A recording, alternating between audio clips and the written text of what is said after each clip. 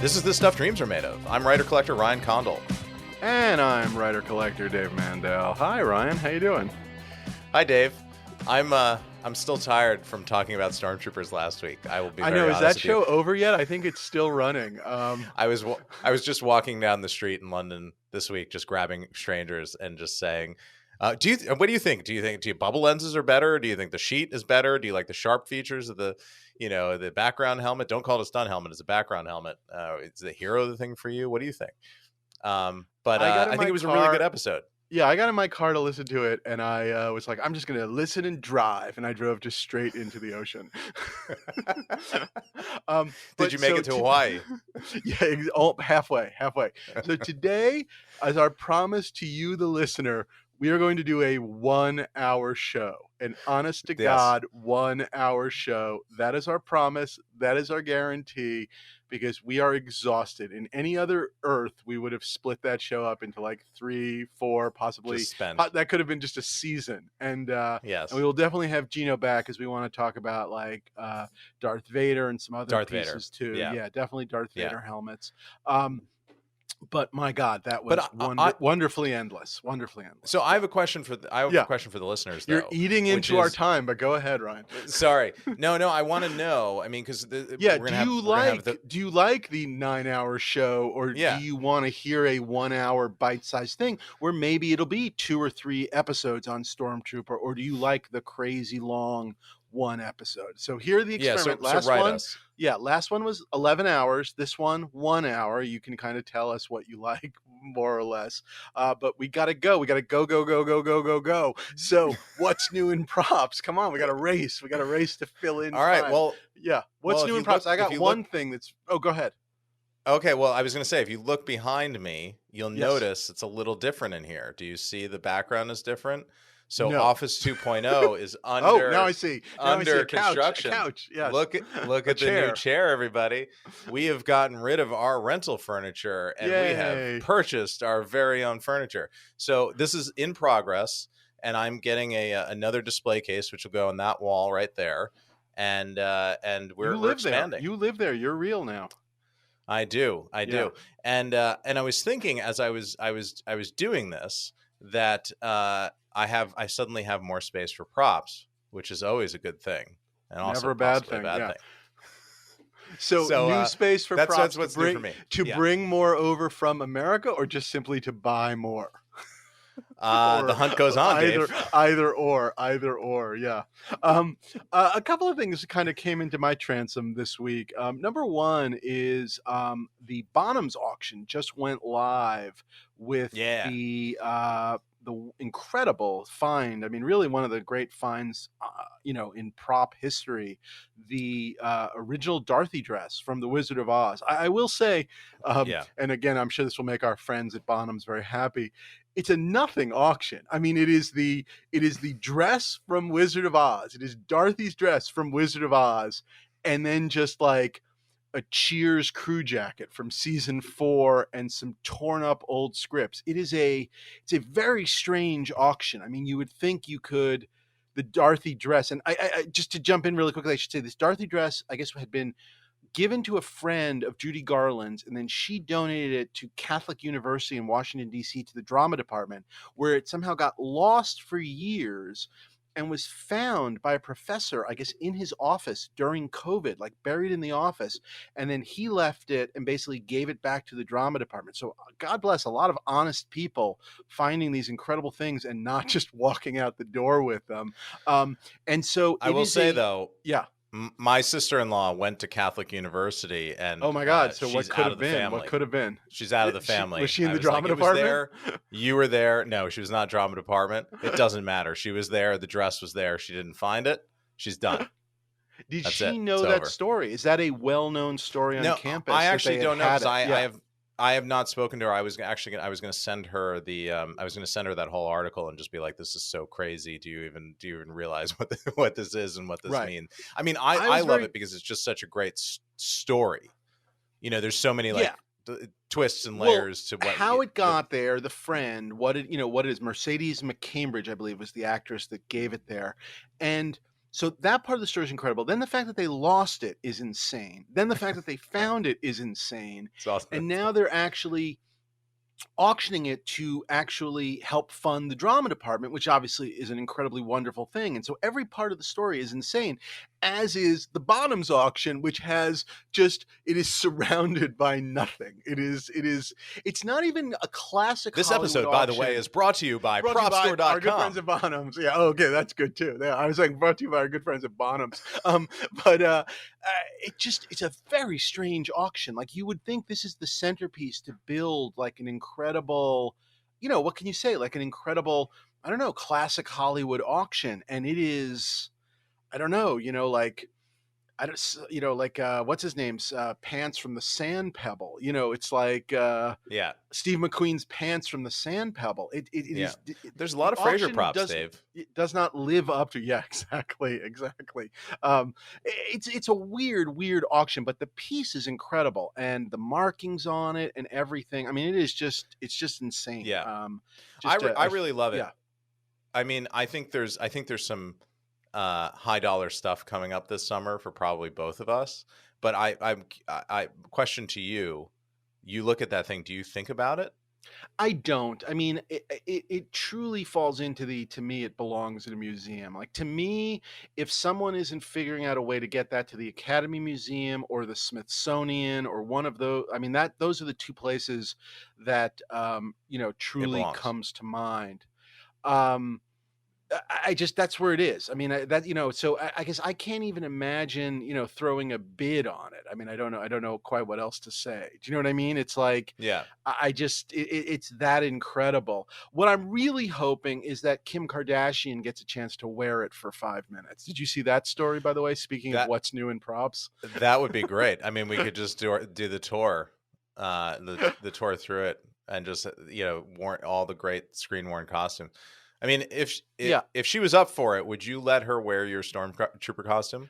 No, let me be really clear. I would not let Kim Kardashian put on my Stormtrooper helmet or costume in any way, shape, or form. Your Cylon? I got to be honest with you. Even if you told me that somehow my costume would be worth more if she put it on, which, by the way, I would argue with you and say I don't. I actually think in a way it's worth less. But I don't know. If you take what you own, your collection, seriously, the notion of, and I guess apparently it's the Ripley's Museum, but our other new sponsor down in Florida, fuck them for letting her put that on. I mean, just fuck them for letting her put that on. This is not a Kim Kardashian thing. By the way, fuck them for letting anybody put it on. Yeah. Yes, this has nothing to do with Kim Kardashian. I want to be really clear. I'm not the biggest fan in the world, but this is not about Kim Kardashian. This is not about weight or size or any of those things. Like, I should fucking talk. This is about preservation history. These are beautiful. These are art. These are, again, whatever you want to call them. They are relics. Whatever word you want to say. It's like, oh yeah, we let them carry the Mona Lisa into that like that party for 5 minutes. Fuck you, Ripley's. I mean, that's just insane. Just madness. Yes. I mean, and I honestly do believe in. Look, time will tell.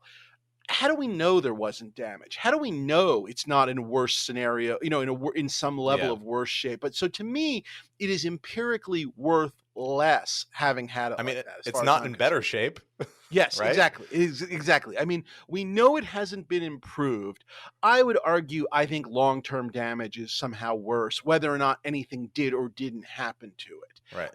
Right. Just pointless and, dare I say, reckless. And it's again, with them buying things and buying prop stuff, and obviously the Marilyn Monroe dress is not a movie dress, but because of who she was, to me it is in the prop wardrobe world, pop culture history. Exactly. It is just madness, and it just I don't know, really sort of pissed me off. In support of the fact that this is not about an individual, and rather about, it's not about the individual who committed the crime against history. It's about the crime against history.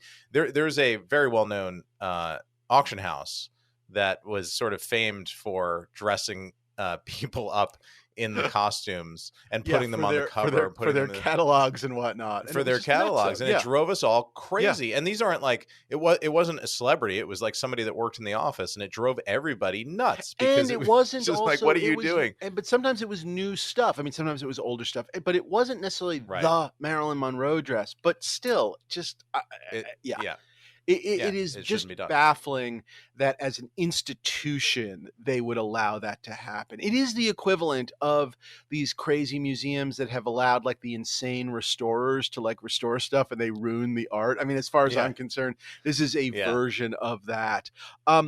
On a happier note, am I allowed to say, I picked up a piece this week. It actually picked it up a couple of weeks ago, but Huh. it was delivered this week. It came from the UK, from a small auction house, and a movie that's nothing that we've ever really spoken of, but a movie I absolutely love, love, love, love, love, which is I finally found something from Withnail and I, which is the Bruce Robinson movie that is just really Oh, incredible. great. It's not as well known here in America, but it's a cult hit here in America. I feel like in your neck of the woods, where you are now a full-fledged citizen, it is a very much sort of Taxpayer. a coming of age movie. And like, I feel like you could walk into any pub and just start quoting Withnail and I and kind of make friends. Yeah. Can I make a confession? Yes. You've never seen I've it. never seen it. You I've got to never seen watch it. it. Now that you're living in the UK, you must watch it. You must watch it. Yeah. I'm in. Yeah, And that is, feels like a good one for couples night. It's not a it is. I hey, do will you want also to watch say Aliens an again? incredible script read as well. It is a great Oh, cool. read as Okay. well. Bruce Robinson wrote that. How to Get Ahead in Advertising. A couple other movies. Oh, yeah. But that one is just the really fantastic one, and it stars. It was the real sort of the breakthrough. I guess first performance of. Oh God, what's his name? Richard. British actor. This is so embarrassing, and I like him too. And I saw him on an airplane once, and that's not really helping us. And as I stall and eat into the time as I look up who's in the cast and find him, hunt, Dave. I know he was. I think he was a general too in one of the Star Wars movies, which doesn't help us at all. Richard Grant. God damn it! I got the Richard. Oh, Grant. yeah. Richard E. Grant. As a young man. I love, and he's the star of the movie, and it is one of those just like incredible star making roles. Anyway, long story short, a small auction house showed up, and it looks like this is something that Bruce Robinson himself either put into a charity auction that must have then been bought by somebody and then either put into this auction, or maybe there was a connection to the charity auction.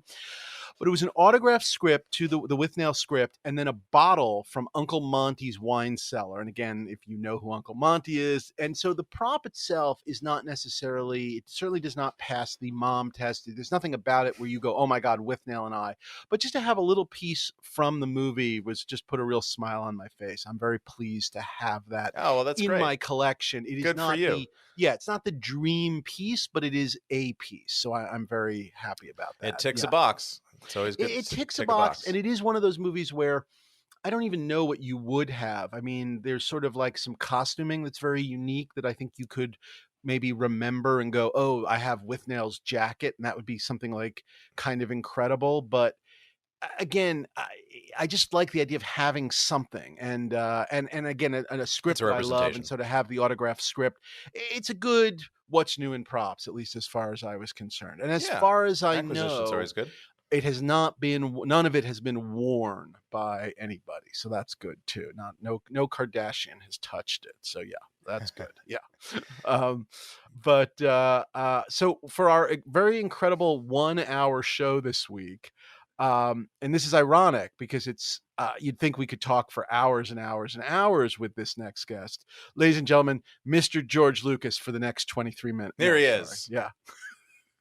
No. Yeah, we hadn't done that one in a while, that joke. I think the audience would be really happy. But I will say, because we like little segues, and we like to make it seem like we didn't plan this out and we're just riffing here. I will say that based on today's topic, I did send out a text message to somebody I've been chasing a little bit. I got in contact with somebody through basically a direct contact of somebody that I worked with on the show. That worked on a friend of one of your people that worked on another. Worked on a very popular film from 1989, and a crew member very interesting crew member who has stuff and Ooh. has stated that stuff is had. But has not been able to get into the loft and whatever. So I'm on this sort of 60-day kind of, hey, Yeah. hello. The pre-hunt. Did you find it? Yeah. You find that box? That is, by the way, so Um, much better than when you work with like a New York crew and it's like, yeah, we worked on, whatever the show about the concierge doctor in the Hamptons. Like that's their claim to fame yeah, credit. You know what I mean? You're just like yeah, Royal yeah, Pains or something like that. And you're just like, yeah. oh, There you go. do you have anything for? Yeah, Never mind. Yeah. yeah, But yeah, yeah. not a lot of Star Wars crew running around the East Wonders of Coast. working Yeah. in the UK. Yeah, Yeah. that's pretty great. That's So wonderful. to be So the continued. I hunt think begins. The hunt the hunt begins in a begins way. Yeah. exactly because we were thinking we obviously you've read the title and description of this episode already. Our first hunt episode I think was quite popular. It was one of our early episodes when Dave and I were still figuring out the art of podcasting. But Which we we've always want now to come back. solved. We are obviously height of the game. We wanted to come back and tell another story, so I think we each have a new story tonight that we're going to tell, and we hope you enjoy them because Yeah, and it's again, fun. this is the fun. I mean, we've talked about this a little bit too, which is, Lord knows we barely have time to record the podcast, let alone perhaps go on these great prop adventures. I mean, I used to travel to other cities. Do you know what I mean? Like, you'd like, oh, I'll Yeah, drive out 3 hours to go see someone, whatever. And I, that time is gone. And so in some the ship ways, has and by sailed. the way, as auctions and those things have kind of, achieved like larger numbers, again, I think those sort of, um, those opportunities are fewer and far between. And so there's something just wonderful about sort of the way it used to be. And again, not to be Yeah, old men about it, but just those great hunt stories. And by the way, not to loop it back around, but that Dorothy dress, I mean, people were aware of it. People were looking for it, not necessarily prop collectors, although I'm sure some prop collectors had to have known about it as well. I guarantee you people right. were poking around it. And so those great hunt stories are still possible. It's just, again, they're rarer, but you have a pretty good one, which Yeah, I actually love, and a movie that I yeah. love, if I may. Yes. How's that for a segue? Yeah. Yeah, there you go. Yeah, I actually just a cross podcast plug. I just talked about this movie on the Dune podcast, which you guys should go check out. I think it's called Dune Pod because I think there's a bunch of them. It was these guys that are covering Dune and the lead up to it, but then they started going into all of the other 80s genre movies that sort of surround Dune, and then it just became a thing. So now they talk about Dune, but they also talk about other genre stuff, kind of from the universe. And they bring on guests to talk about things. So I talked about Aliens with them, and I just recently talked about Tombstone with them as part of my Bill Paxton and Michael Bean collecting Connection. Yeah. trilogy. Yeah, exactly. So this story is actually my very first I like the idea of real I like the idea, by the way, of tuning into a Dune podcast and hearing about Tombstone. I mean, I guess in some ways they could not be more opposite. They've in become a great way, well, in a wonderful way. Yeah. we could learn some lessons because they have a real audience, and I think Yes. well, maybe your appearance will spark something here. I hope so. I plug the hell out of match Stuff we Dreams Are need. Made Of when I'm on there. The spark, but it's really good. These guys, Jason and Matt, and they run it. They're really good, super knowledgeable about film. It's just a lot of fun. Anyway, we were just talking about Tombstone, and Tombstone has always been one of my favorite westerns. I saw it. It came out when I was a freshman in high school. I saw it in the theater. I had struggled with westerns before that because I wanted to like them, but I found a lot of the stuff before that to be kind of dusty. And there was Sure. there was the Was heyday of westerns. If you don't mind me asking, were westerns something like, I don't know, not to be stereotypical, but like that your dad liked? Was that anything for your dad at all, or not even? No, I mean, not that he didn't, but it was like he was a science fiction guy. He was like Star Trek and Dune and and fantasy and Star Wars. Like he was into all that same stuff. So he liked westerns, but he's definitely like, he was not a Sergio Leone you disciple, which probably meant that was unlikely to happen with me. Yeah, it's funny. We were not a Western family. I mean, it was not something. Again, I'm sure we saw a couple here and there, but oddly, as a young person, I have more a memory of like Jane Fonda in Cat Ballou, which is more of a comedy musical western Yeah. than Shane. Do you know what I mean? Like, Yeah. which, Yeah. is just a very You're a funny thing. Blazing By the way, Saddles guy, Dave. I do love Yeah. Blazing Saddles too, but by the way, Yeah. also still looking for a good Cat Ballou piece if anyone Okay. has one, like maybe Yes. Good.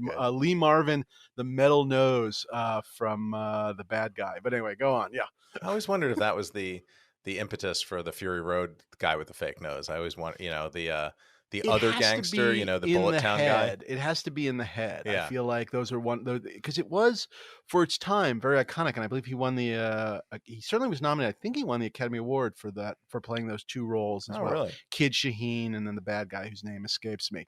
And it's incredible. He plays one sort of just badass guy and one just crazy drunk. But anyway, not your typical Western. And I Yeah. think that's one of the wonderful things about Tombstone, which is it was wonderfully dusty, but so much more. I mean, I love the movie. I'm a nut Yeah, for it. it Yeah. it brought a certain pop modern sensibility to it, even though it was telling a dusty old story. So there was the John Ford westerns like Stagecoach and stuff in the 40s, the John Wayne stuff, and then Sergio Leone and The Man with No Name came in and kind of reinvented it. And then there was this other new reinvention which hadn't really happened at that point for like 25 years, that happened in the early 90s with Unforgiven and Tombstone and Wyatt Earp. There just started to be this like, oh, we're going back to the West, and this happens every 15 or 20 years or so. It happened in 2007 with 310 to Yuma and Assassination of It's always Jesse very James fun by the because they Coward don't Robert make them Ford. for a very long time. Then they make them, and then everyone gets to A write bunch. articles not that people write articles anymore, but like in theory, No. the people write They make articles TikToks. about right. Yeah. They make TikToks about like the Western is back, or what, oh my God, it's just a very Yeah. funny thing. It's like it's almost like we put them out of our mind so we can write the Western is back so we can come back. But yeah, because really, I mean, it's Americana. It is the origin of the film business. I mean, it is the kind of the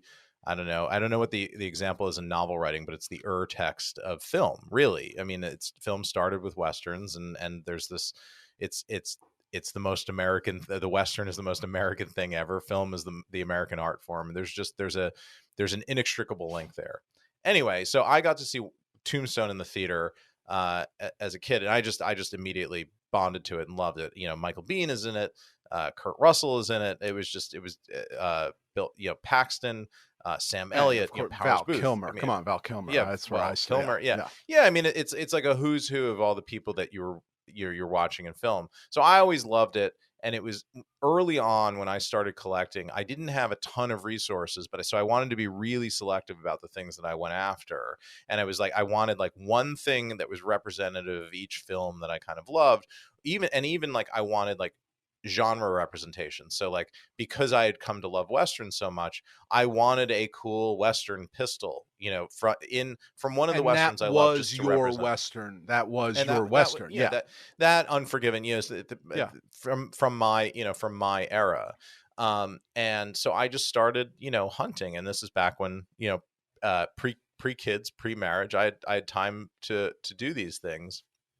So I started digging around, and I learned that the armorer that had done the film actually lived in LA. And we've talked about this a little before with movie guns, but armorers are always a good contact, because movie guns that are real firearms tend not to stay with the production. They tend to go back to whence they came, because they're guns, and productions don't own guns. And rarely do you find a gun, a real firearm, in the Warner Brothers archives. Usually those things go back and live with they may end up with, if there are stunt versions, they may end up in the archives, but the actual hero firing gun goes with the armor. And some of we've talked about this before. Your wonderful Han Solo blaster, the reason that's not with Lucas is because it was a real gun. So they have like the prop gun versions, but they don't have that. So that's always a good place to go looking for something. And so I started digging around. He was actually pretty local to LA and was around and like ran this film company, sort of, supplying horses and guns and guys and cowboys and things to Westerns. So I went and just sort of looked him up and found him and called him and got him on the phone. And he loves to tell stories. He's a real storyteller. And, I kind of got invited up to the ranch, and I was just like, I just said, I'm a big Tombstone fan. I love your work. I would love to come talk to you, hear stories. So I'm a little bit of a collector. sorry, really quick. There's that really amazing book about Tombstone, about the stuff in The making of. Tombstone. Oh It's a yeah, making yeah, yeah. of, but it's also like it's very prop and equipment heavy. Also, I mean, I don't Yes, know how else to describe it. And yeah. I think he it's didn't. called the Guns of Tombstone. Oh, okay. He didn't write the book, but he's in the book. Yes. Yes, correct, Okay. Yeah. correct, correct, and Wonderful had to reference do book, with by the way, if you are a Tombstone fan. Yeah. yes, and had to do with the book, I think too, because Oh, okay. that's sort of like he's done a ton of other things, but that's sort of his claim to fame. That's the thing that he's kind of known for. And so I went up there. I did a little digging around. He had a reputation for being a bit of a cowboy. Okay. He wasn't a you know it. Not that he wasn't a straight shooter. It was just like tall tales and large and the Paul Bunyan thing, where it's like every this is the this is the very gun that caught the glint of sun that Right. blinded blinded Ringo at the right time and let Kilmer get to him. So I went up and I loved the film. I wanted to hear the story. I just, as a film fan, just as I wanted to get at it. And honestly, this is one of the places where it helped being a screenwriter, because I was able to say, hey, I work in the business. I love Westerns. I've just started out doing this. I'm a writer. I've written a Western of my own, which I had actually at that point on spec, something I had done, because this is before the Sixth Gun and all that. This is very, very early. And I think he just, I think he wanted to meet me and saw me. Oh, maybe this guy will make something at some point down the road and hire my company. So I got in. I toured the ranch. He showed me a bunch of stuff. Showed me around. And then finally you get brought into So like where's the gun ranch? locker. How far do you drive? It's To go like to the 30 ranch? minutes outside of LA, but Okay. it Yeah. feels like 2 Sure. hours. But it is just that funny thing of like the idea that on like a weekday or even a weekend that you would have like 3 hours to spare to go to some guy's ranch Oh, now I know. and not be just like driving kids to birthday parties and stuff. You know what I mean? Yeah. It's just like a different Yeah. world. But anyway, yeah. Yeah. So you go Or to the saying ranch. like, honey, I have a pitch at Fox. I really have to go, and I'm going to be gone all afternoon. And actually, Right. I'm up like buying guns in the desert. So I spent the afternoon like just walking around the ranch. And he finally takes me into the gun room, and you get in there, and he's got stuff, and he's got like real firearms and everything. But the problem is, once you get in there, everything in there he's telling you is like that's this is the thing, and that was used, and your mind is just spinning, because it's like, well, maybe it is, maybe it isn't. He pulled out Earp's shotgun and was like, this is not only is this the shotgun from the Vengeance ride, when Hell's Coming With Me, Right. when he You almost tell kills him, like yeah. Clanton, yeah, when he cuts his face at the spur, that shotgun he handed me. I was holding it, and he told me this great story around it, that it was the shotgun I was actually holding was actually a really valuable antique itself, and he had to track it down for the production, because it was a well-known fact what shotgun Earp had used in the Vengeance ride, and this guy was so devoted to the history that he wanted to get that exact model for the film. So it was a valuable antique, which was now doubly so because it had actually been used in the Right, film. because it was, Again, and then it was. presumably. Yes, exactly. Yeah. Yes. So I started looking around. There were a couple of trips, because I had to get to know him and get whatever. And we Multiple were trips. feeling each God, other out. I love this. I love this. Yeah. Dude, Dave, Getting to know you. Are we allowed to this sing is that? the wonders, Yeah. of 2010. And I took a bunch of pictures, and like things were right, but not quite right enough. Like it was in the realm of right, but it was just hard to tell whether he was all this stuff exactly what he was saying. Yes, exactly. Yes. Yeah.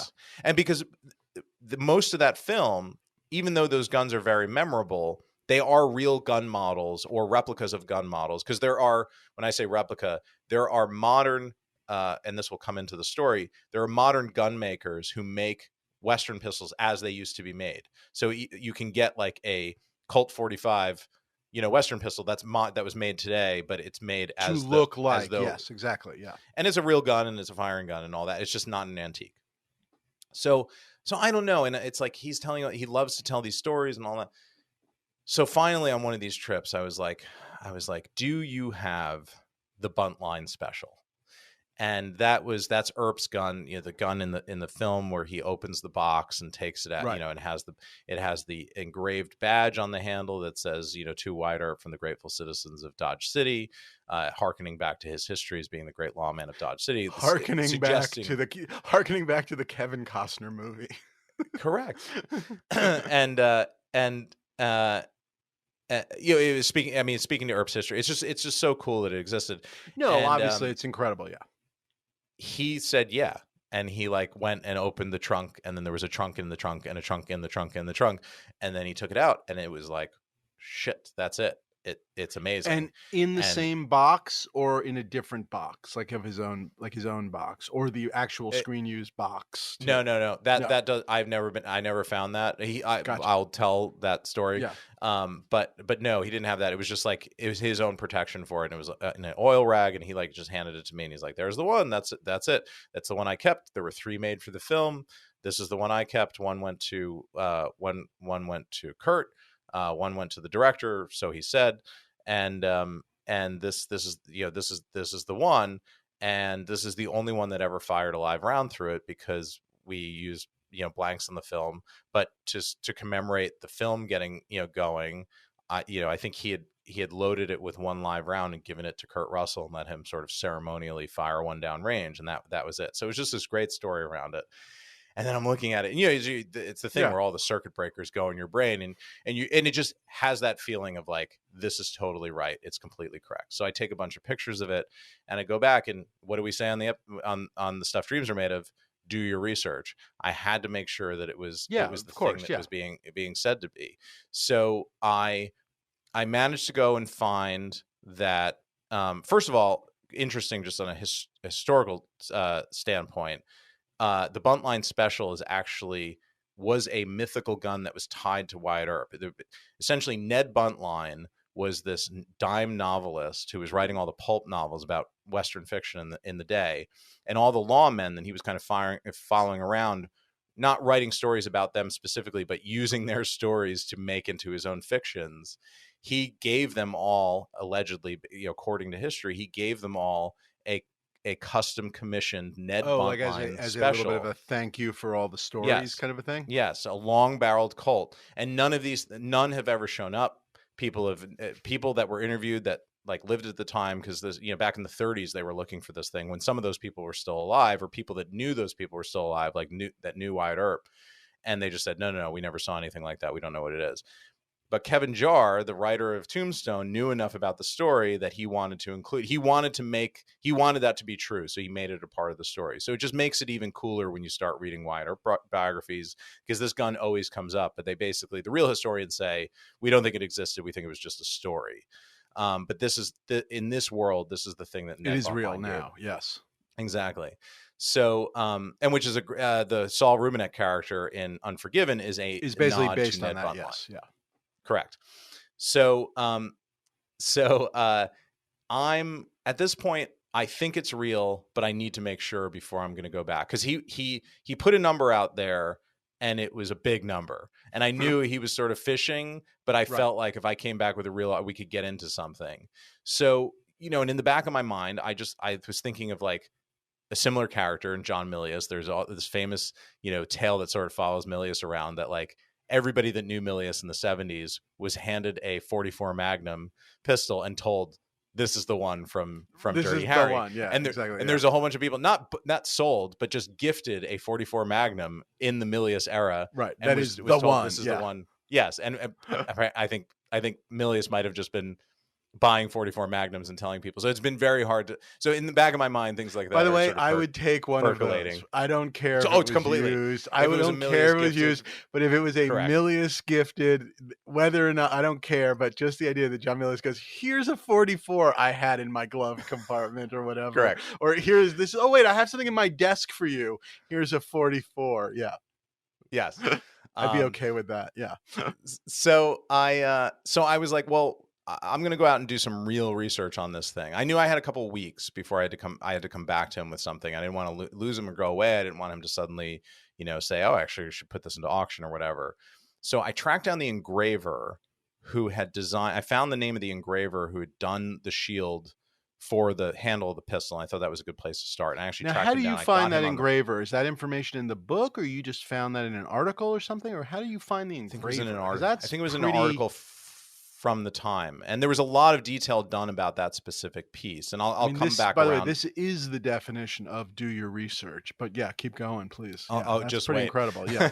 I'll come back around to it, but there was a lot written about this particular gun. So I found his name, and it was like engraver Arizona with this name, and like there was one Google hit, and it was his Sure. engraving business. So it was like, okay, so I called him up. He's like, yeah, I did that thing, and he's like, actually, I have images of it somewhere around.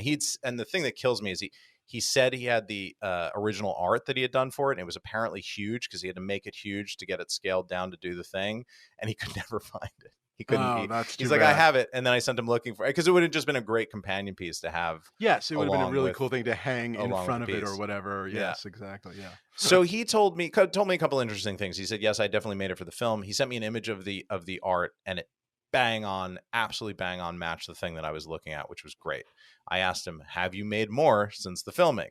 Because that's always a worry, right? He said, no, I made 3 or whatever. I think he said I made 3 or 4 at the time. I've never made one since. It's not my right to remake it, whatever, all the things you want to hear. So great.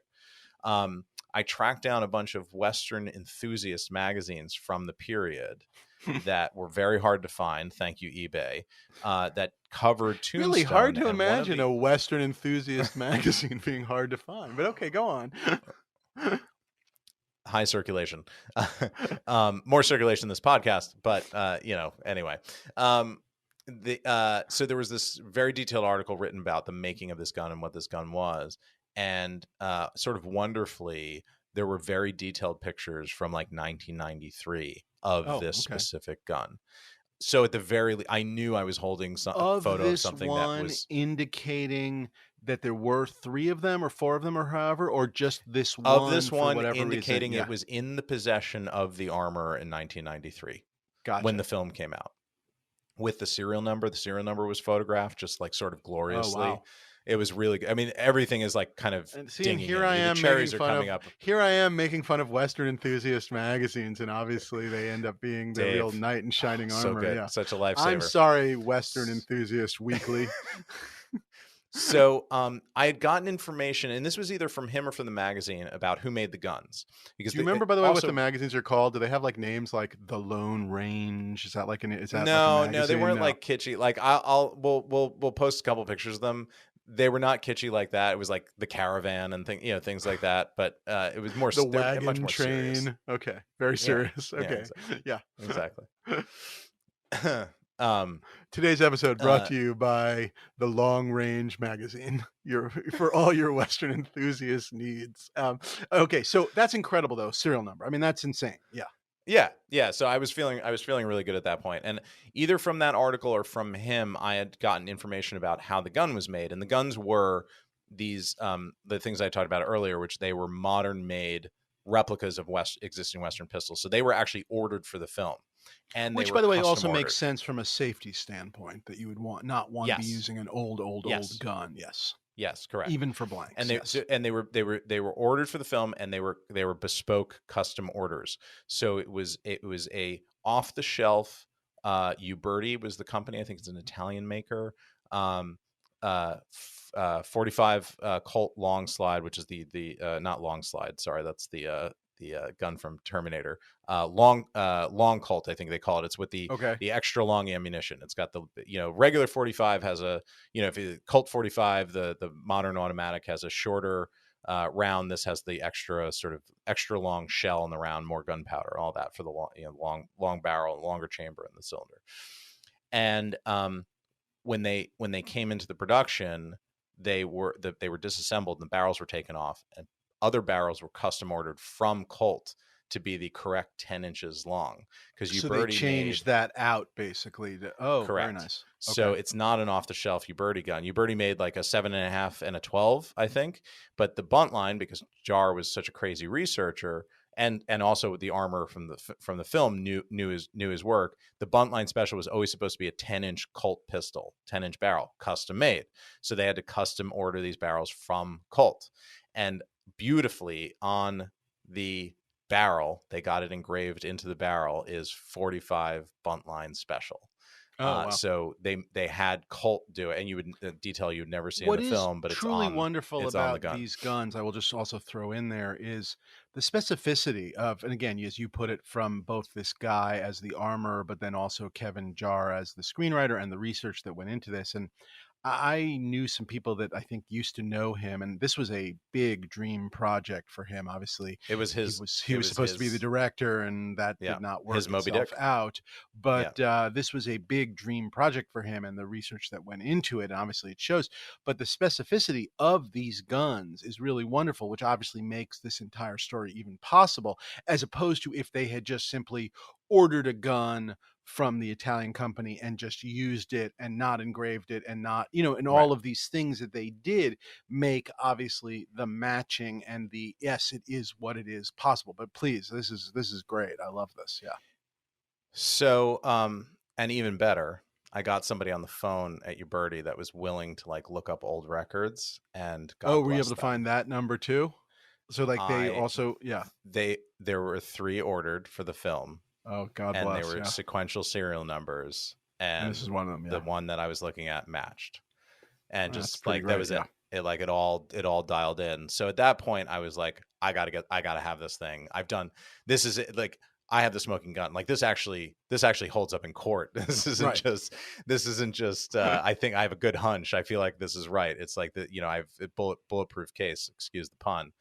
So so he went. I had said he had given a very big number, but he's like I said, he's a cowboy. He's shooting from the hip. So I went back and basically I offered a a very real number, but like that was sort of half that, but it was a Sure. very serious number, and I just to sort of see where it went to.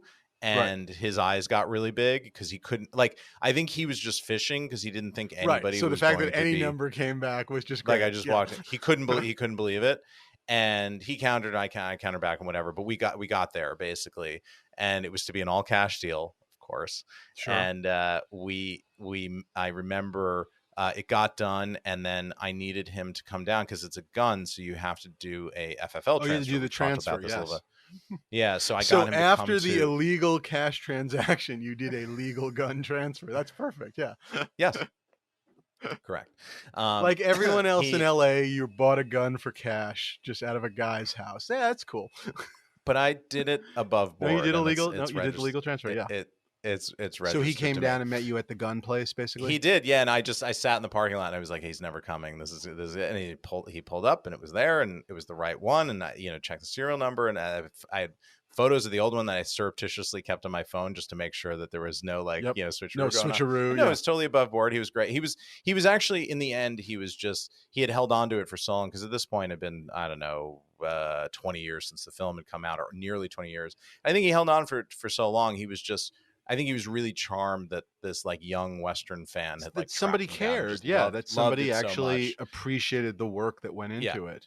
yeah. I always like asking, was the gun store kind of like, this is cool? Like, did they get it? Or They did they were like, because at that point you couldn't really do the whole this because you're tempted to downplay it, but Right. like I was just like, no, that's Wyatt Earp's gun from Tombstone. They're like, this is fucking amazing. Like they loved it, and it was the very same gun shop that processed the solo blaster. So like those guys have just Those guys, they've got some the good two pictures best on their, stories. on their Yeah, iPhone. They've got some yeah, good photos on their iPhone of just yeah, yeah. those guns. Yeah.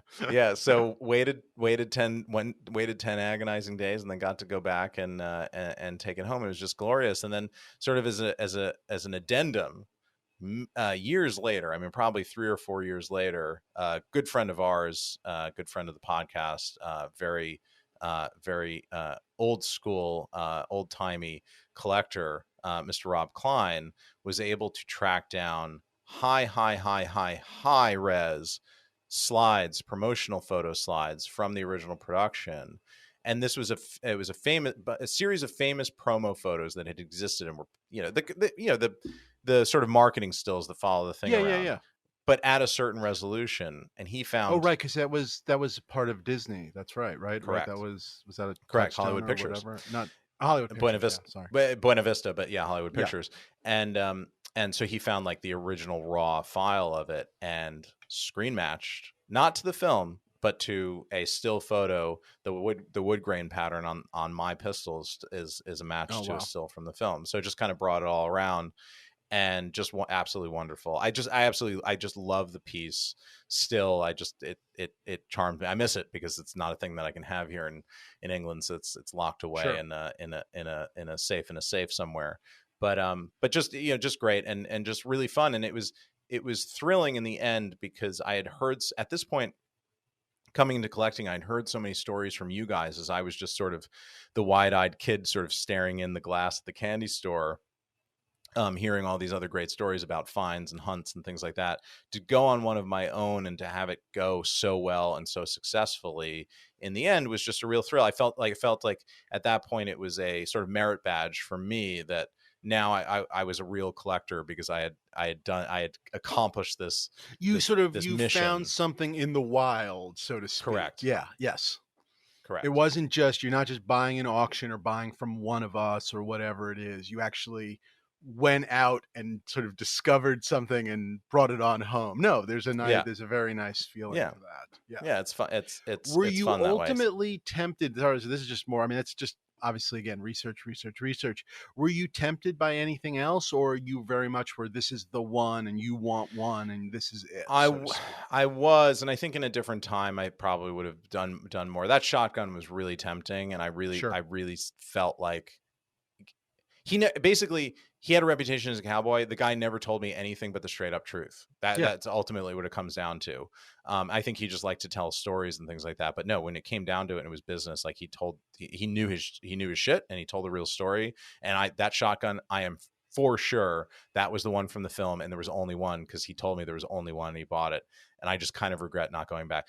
He had Kilmer pieces that just weren't quite right, that maybe were stunt things or backups, or like it just wasn't. It was close, but it was so close that it had to be something, but it was not the thing that you were seeing that Val was carrying. So I don't know what it was. There were stories that he had stuff that had sold previously. There was this crazy story that like Reggie Jackson was a big Western buyer, like baseball player Reggie Jackson, and Tombstone was his favorite film, and maybe he had gone in there. I don't know whether any of that's true. That is so crazy. It has to be real, and I will go to my grave believing Reggie Jackson has a really great Tombstone collection. That's what I would like to somewhere think. Just telling somebody he's his Huckleberry. So that's my hunt story. And it's probably my favorite one because it was my first. It's auction season, everybody. I was going to say auction day. Season, time, day, whatever.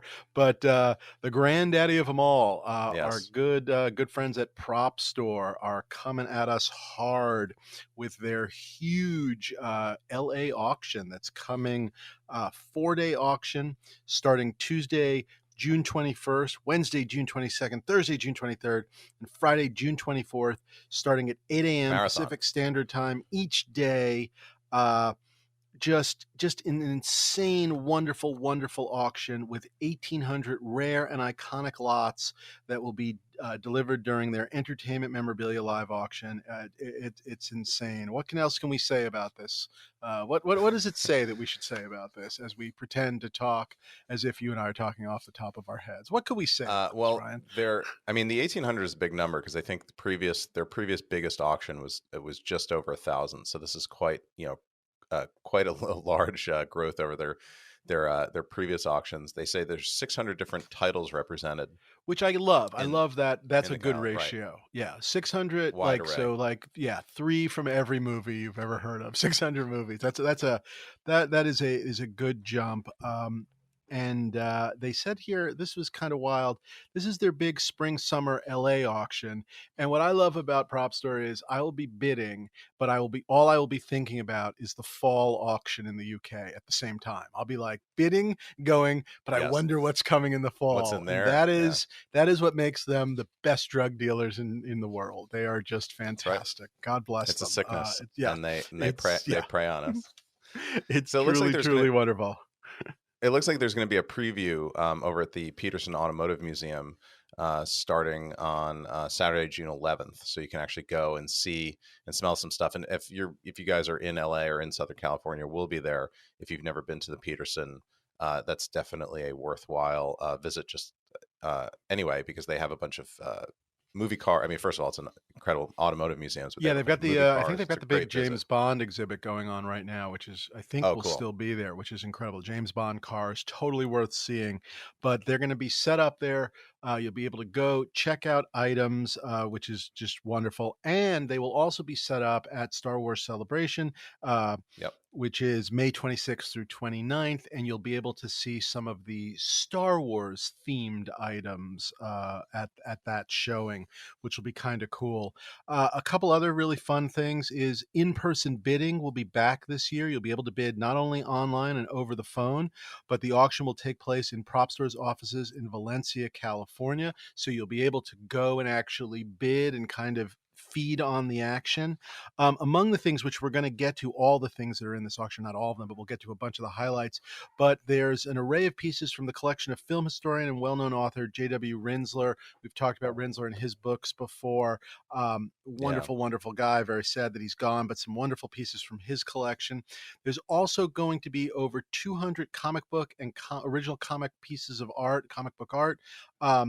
On day 4, which is Friday, June 24th, including the rare original cover art to a French edition of Batman the Killing Joke by Brian Bolland, estimated $80,000 to $120,000, and a copy of the Incredible Hulk 181 CGC 9.2. That's the first appearance of Wolverine. Wolverine. For anyone that doesn't know, valued $8,000 to $12,000, which is, by the way, 6,320 pounds to 9,480 pounds.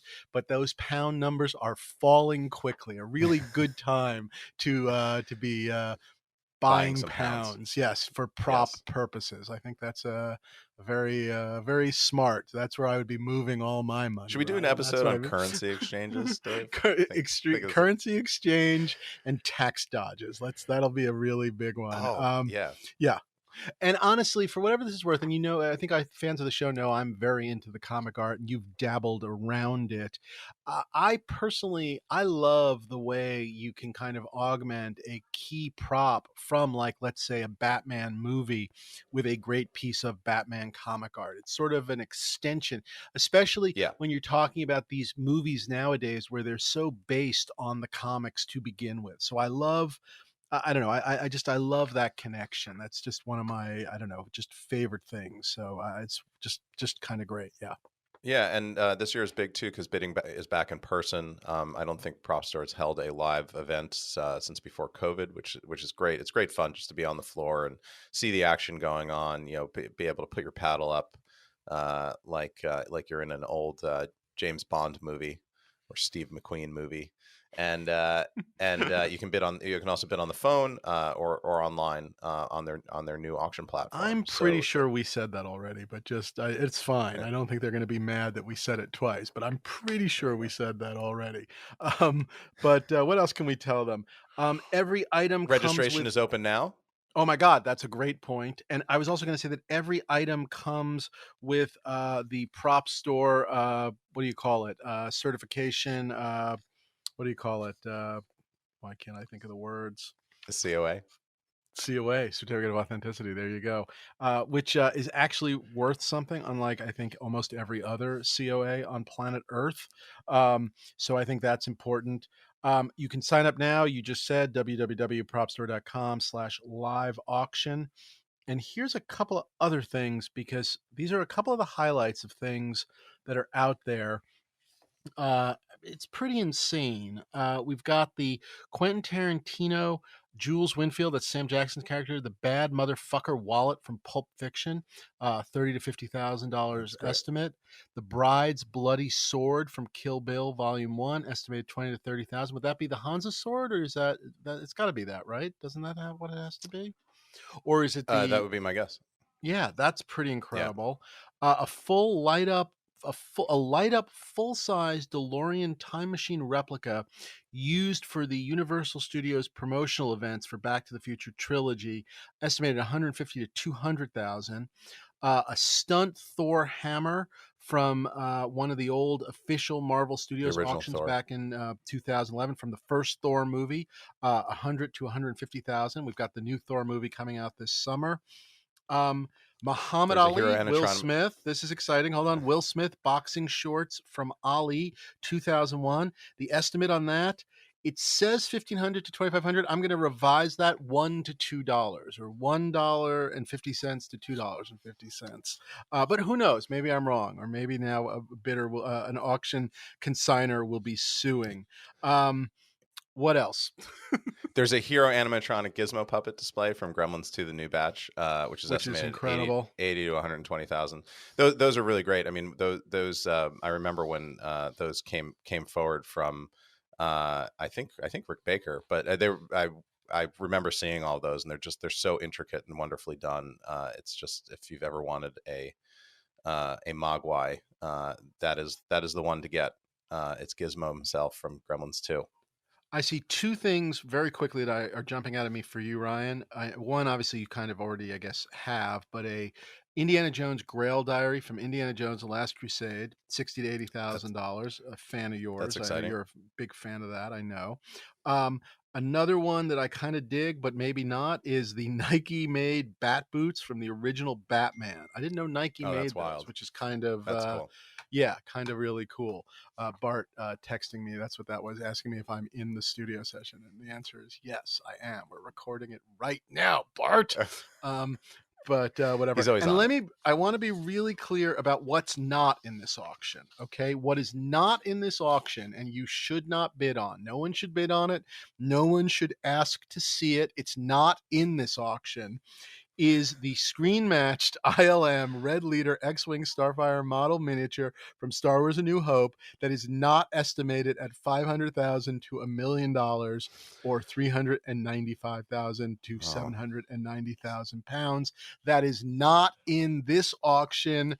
That is starting in June. It is not going to be in the catalog. It is not online. Just move along. Nothing to see here. It is not glorious. Yeah. It is not one of the greatest Star Wars pieces one of the ever greatest to come things up for I've auction. ever seen. It is not going to probably break every record for anything ever. It is not an actual scratch-built ILM.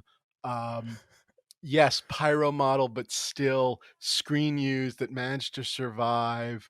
It is not the most incredible thing I've ever seen that has made me cry as only I have cried at the birth of my two children. It's not in there. Do not, just move along, is all I can say. My co-host Dave Mandel does not have difficult decisions ahead. Everything is for sale. Contact me right now if anything you've ever wanted from Veep. And if you would like Julia Louis-Dreyfus to call you and wish you happy birthday, and you're willing to pay me $100,000 to make that happen, I'll see what I can do. Everything, there's a price on everything right now. I'm typing an email right now. This is an insane auction. This is just madness. I hate these. It's people only going to get more exciting. Store, and I love them. I hate them, and I love them. This is awful and wonderful. So registration is now open at propstore.com/live auction. The full online catalog will be available on Tuesday, May 4th, 2022, which is when bidding begins. So you can go and put in your proxy bids, your pre-bids online, and then go bid in person. Those that register early will also get an early access to the PDF version of the catalog a few days before it goes online. So that's a good reason to register today. Go to propstore.com/live auction and register. And of course, continue to click that buy it now button on the Prop Store site and use the promo code for your favorite host of the podcast. That's Ryan10. Ryan10 or Gino Sabatino 10. No, or Dave. Ryan10 or Dave 10. And I'm told, believe it or not, Ryan, from sources, not that I have no sense of who's winning, but I'm actually told this last week some of our listeners clicked some buttons. So oh, good. Please keep that up. It's kind of great.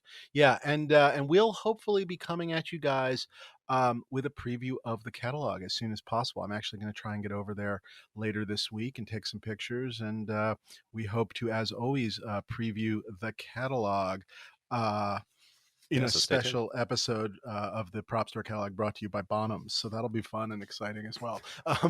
But Prop Store auction, what is their new catchphrase? Chase your excitement, chase your excellence, find your something. Find your extraordinary. Find your glee, find your joy. Yeah. They're really getting their money's worth here. Yeah. And now, back to the show.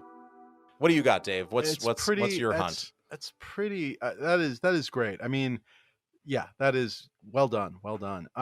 Thank you. It reminded me a little bit, and I've told, I think, parts of this story a little bit, and I was sort of thinking about the whole story, if you will. Um, which is, we've obviously, and again last week, however many hours on stormtroopers, but so this is a stormtrooper adjacent because it is about a stormtrooper helmet. And it really was my first prop purchase, which, as longtime listeners of the show know, was a stormtrooper helmet from Return of the Jedi, which obviously Gino might, poo poo, but still a pretty great helmet. Um, and I for love those the of you, Jedi yeah, and for helmets, those of you I that will remember, say. and again, I'm not sure, it's sort of a similar thing where the hunt itself, it wasn't so much that the hunt was the getting it, it was the confirming it. It was, the hunt was really the work behind the scenes, if you will, because the Mhm. piece showed up, and I believe I've told this story in an auction. It was in Toy Shop magazine. It was an auction. It was a piece that had bounced around a little bit. People were aware of it, I think, to whatever extent. And again, I was not so plugged into the prop community at the time. I was very much a toy buyer, and this thing shows up in Toy Shop magazine, and I was super intrigued. And it was basically a phone email sort of auction situation, where you're basically like on the phone, like on a, on a Saturday afternoon or a Sunday night. And there's still copies, I have a copy somewhere of the original ad that ran in the, in Toy Shop. Oh, Um, that's great. and again, it's like doing this deal and getting to a So it's a number. live auction. It's not like a blind auction where you're putting in I you're feel putting like in it was bids and the I highest feel bidder like it gets it in was the like a end. live thing where the guy was like taking offers until a certain time. That's how I remember it, but at this Okay. point, I mean, Lord knows. Yeah. And a lot of the way those old auctions used to go, and there's still a couple places that do things like this, but I don't think this was the case. There used to be a format, and I'm sorry, there's a vacuum going on behind me, so I'm guessing that'll be on the sound mix. There I don't used to hear be, it. as I move a little closer to the mic, there used to be a big thing with That's you auctions. hoovering up all the stormtrooper helmets, Dave. There you go. Yes. Um, there used to be a thing, and it's still this format a little bit, but I don't care for this format, which is an auction will happen. And if there is a bid in the final X number of, minutes, it puts another like 15 minutes or hour or 20 minutes or Yes. whatever on the clock. I Yes. The whiskey despise it. auctions do that. The Is that how whiskey they do auctions do that? that. I don't. I mean, I guess I Yeah. understand it because it obviously it's to their advantage to have more bidding, and more time equals more bidding. So I get why they like it. I hate it because certainly if you're trying to plan your life and an auction's supposed to end at 9, you keep bidding and it keeps going. And Right. there's definitely a piece or two as I look back in my life that I, at some point, I walked away just because I had to go somewhere, and I probably, in a different format, I might have just bid higher or been, maybe gotten it. But anyway, that's a very sort of strange sidetrack. So I apologize. Anyway, so it was a very simple auction, and I basically I win the auction. But when I speak to the guys, and again, this for me was a really huge sort of leap of faith because again, this is an ad in the back of a toy magazine for a movie prop. I have zero movie props. I know one or two people vaguely that kind of have collected things, but certainly nobody with a Star Wars helmet in any way, shape, or form. And the only person that I've ever heard of that has a Star Wars helmet is Steve Sansweet, who we have to get on this show at some point. Steve, Yes. wonderful, obviously the sort of Star Wars collector extraordinaire of The toys, original. props, everything. Yeah, really the original guy. Originally started, I believe he was a writer out here in LA for the Wall Street Journal. Eventually turned his passion for Star Wars into an actual job in charge of fan relations at Lucasfilm, and he was there for many years. But just this collector extraordinaire. And at the time, he now lives up north, but he lived in Los Angeles, and I had seen him speaking many times at various conventions. At that point, I think he had published at least one of his books at that point, and maybe not as many of the books that he has come to publish. But again, I was very obviously enamored with him and his existence in general. And so he was the only person I ever knew that even possibly had a helmet, or I knew he had a helmet. And so Through a friend of a friend of a friend, I was able to get an email, and I basically kind of cold emailed Steve Sansweet with basically, all I had, which was, "Hi there, my name is Dave Mandel. I'm a writer on Seinfeld." I may have even I'm a said I Seinfeld wrote guy. these episodes. Yeah, basically Seinfeld guy. Yeah, I mean, again, it's like, because you're writing a guy, and again, this is sort of feels like the early days of the internet. I don't know what the procedure is. I don't want him thinking I'm a lunatic. So it's just sort of like, I'm real. I'm not a crazy person. I work at Seinfeld. I'm not a nut. I'm not going to murder you. Well, maybe I will. But I'm writing to you to basically Maybe I will, say, but I do yeah, have a WGA card. yes, exactly. And if I'm hurt murdering you, I have healthcare. I have pretty solid healthcare. That's right. Not the best eye or dental, but pretty solid regular healthcare. Thank you, WGA. But anyway, so I kind of wrote this email, basically just kind of going like, "Here's who I am. Please help me," because and I had arranged with the seller this idea that I would send him the money, accept, or I maybe even, this is going to sound crazy. I think, yeah, send him the money. He sent me the piece. And then like, I had like 7 days to kind of verify it was what it was, which, again, just on every part of it, but all done like via like the mail and like I FedEx and love just, this. sending Yeah. money and sending Stormtrooper helmets, but lots of mutual trust. And all of this was all fine and good. So I send this Hail Mary to Steve Sansweet through Josh Ling, who used to work for him as sort of an archivist of sorts. That's who was sort of the person I knew And through you're hoping just at this point that Steve will just tell you that the helmet's real, right? That's I the guess I'm ultimate. kind of like, can you help me? I mean, it was honestly just Yeah. can you help me in any way, shape, or form? And basically, thank God, he was a huge Seinfeld fan, and this is sort of how we met. And he more or less said, "Yeah, why don't you just bring it over?" At which you just go, "Okay, incredible." So the thing shows up, and now I get to go to Steve Sansweet's house. And so forget about forget about the story for a second. I get to go to Sansweet's house. And so I get, this incredible tour of his collection. At the time, he lived in this house, I think it was in the hills in my mind. And it was one of those houses where you kind of came in on the main floor, but then the house went down. And when you went down his Oh, stairs, love that's those. where the Star Yeah. Wars collection was. And it was just jammed into every nook and cranny. And nowadays he's got this, old converted chicken ranch up in like Petaluma with just this, giant long ranch where he's filled that with the Star Wars stuff. But back then, this was like a 2-bedroom house in LA, and just the downstairs was just jammed. And you'd kind of walk down the stairs and you'd look up and go, "Oh my God, that's a stunt Boba Fett backpack." I mean, just every direction. So Yeah. Wow. the visit was pretty incredible. We got there, and it was Steve and it was Josh, and there may have been someone else there as well. Basically, he pulled out his helmet, I pulled out this helmet, and we just really went through it point by point by point, just comparing every aspect. And so we were really doing, again, without necessarily knowing 1,000%, the names of the parts or the pieces. You know what I mean? It was kind of like the lenses are the same. You know what I mean? It's the Yeah. same kind of material. The trim is the same. The chin strap is the same. Yep. The The hard hat snap liner. is the Yeah. same. The inside is the same. The The helmet liner is the construction. same. Yes, exactly. Yeah. We're looking at color. We're looking at lines. We're looking at all these things. We're looking at the paint job. This is the same. This is the same. This is the same. And Markings, so, labelings yeah, inside. exactly. Yep. So a very, what's the word? A very crude sort of, again, I didn't know the terms. I didn't know the words. I didn't know this is a snap from the UK. He didn't know this is a Yeah. snap from the UK. No. But it was just simply, these are matching up. We're handling them.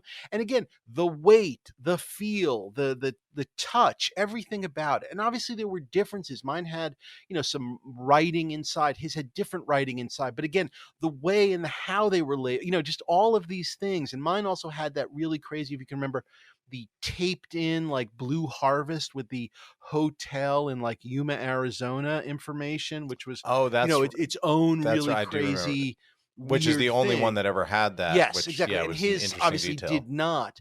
But in terms Yeah. of just a point by point matching up, this was how I did it. And there was, I mean, and this was again, not necessarily the hunt, but the making sure, you have what you have. Yeah, the do your Um, research. yeah. Yeah. The other thing that I remember, by the way, and I'm just sort of, again, it's this sort of more of a, maybe it's more the deal story than the hunt story.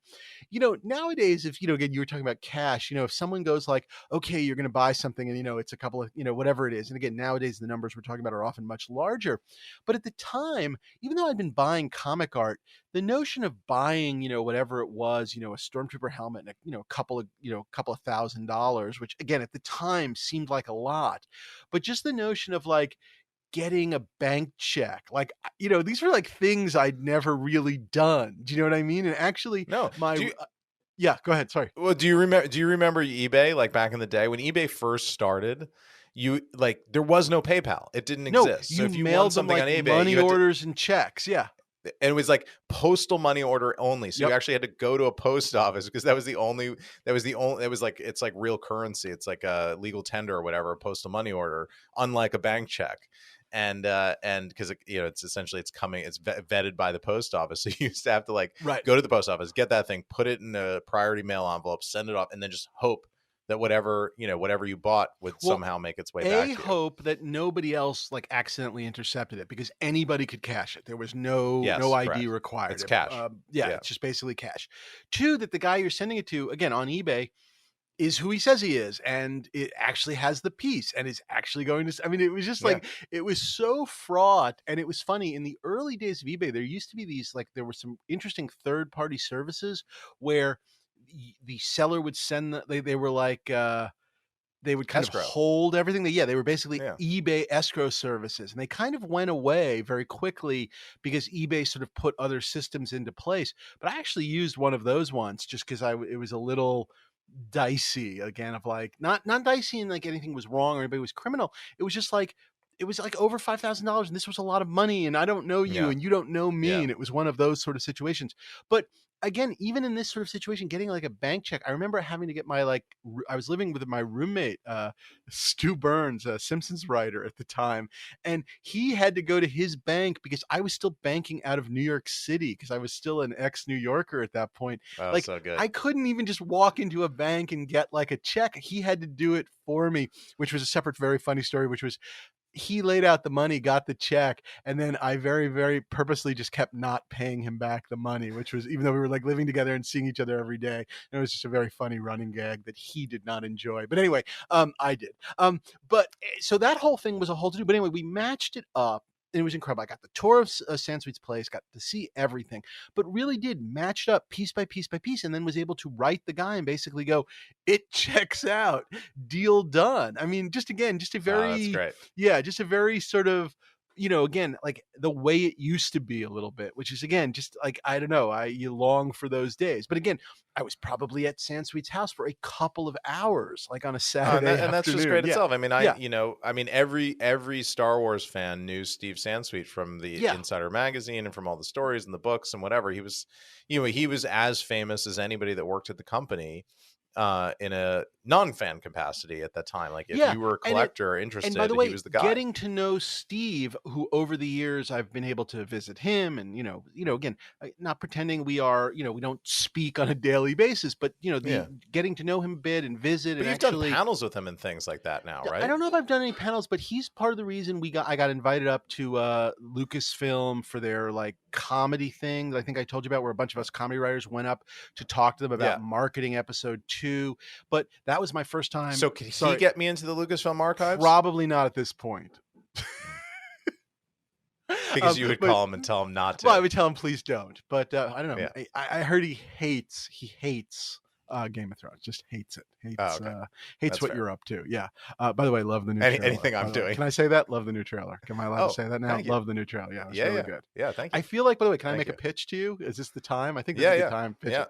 Please. I feel like right before when the show premieres, you know what I mean? Like the last trailer, I don't know, whatever one calls it. Because it's not like the trailer, no one's going to, at this point, the awareness, I think, will be pretty damn high. But at some point, I feel like the last image, the last trailer thing you should get out there, the last shot of the last trailer should have like as many dragons as you can fucking fit into one shot. Like it should be like the Return of the Jedi shot of dragons. Do you know what I mean? Like the battle where The just for a spaceship, the minute space you battle. just kind of Yeah. go, look, you may think this is Game of Thrones, but there's a big difference here. There's a shitload of dragons. I feel like that should be, I don't know if that's your Comic-Con image or what. I know the dragons take a lot of rendering, so you may want to start the rendering process. Start rendering but now. I do feel like at some point you just need to be able to go, yeah, no, there's a shitload of dragons. I do feel when we were like saying House of the Dragon, we weren't fucking around. Yeah. And it may be House of the Dragon.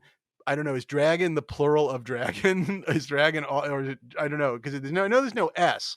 But my main point being is, at some point I do feel like you need to just go, yeah, you remember how there were 3 dragons and then there were kind of 2 dragons. Well, here's 76 dragons or whatever it is. I do feel like that you do need a moment of just like dragons. Yeah. So that's my pitch. Yeah. Yeah. All right. That's good. my I'm in. House of Dragon. Hashtag shitload of dragons. That's my marketing pitch to you. I'll talk to the HBO folks. Yeah. I'm in. But hey, I think we did it. I think we did an hour show, more or less. We did. That's a great story. Thank you for sharing that. I sort of knew that story, but I didn't. So it was fun to hear. I didn't know all the Sansweet stuff.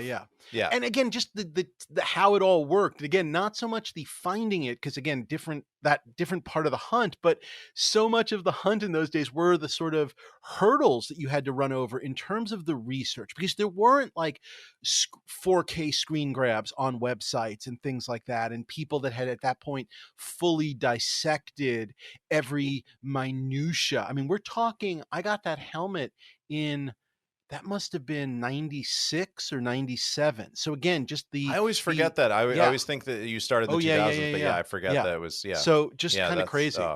That's great. Should we play the game? A lot of possibilities. I have Withnail and I. What do you want from Withnail? No, go ahead. I want a Blu-ray. Perfect. I'll get you that. I'll get you that. Yeah. No, I was gonna do Unforgiven, just because it came up, and I don't think we've spoken about it. I know we both love the movie.